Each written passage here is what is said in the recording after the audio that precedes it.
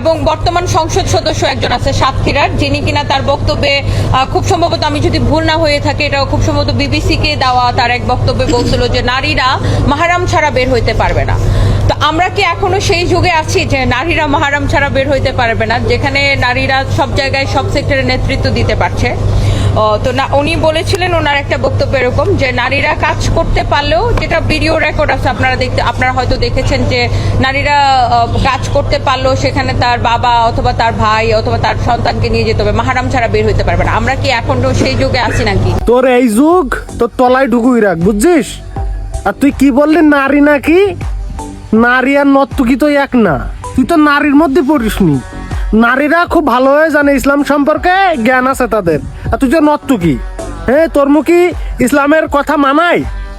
তুই এক প্রকার ন্যাংঠই বিড়া বিক্রি করিস, ব্লাউজ বিক্রি করিস অনলাইনে। তুই আবার এইসব ইসলামের জ্ঞান দিচ্ছিস মিডিয়ার সামনে, তোদের লজ্জা হয় নাই? হ্যাঁ, রমজান মাসে তুই এইভাবে পোশাক পরে তুই মিডিয়ার সামনে কথা বলছিস, তাও আবার ইসলাম ধর্ম নিয়ে তুই বিকৃত করছিস। এই হুজুর তো ঠিক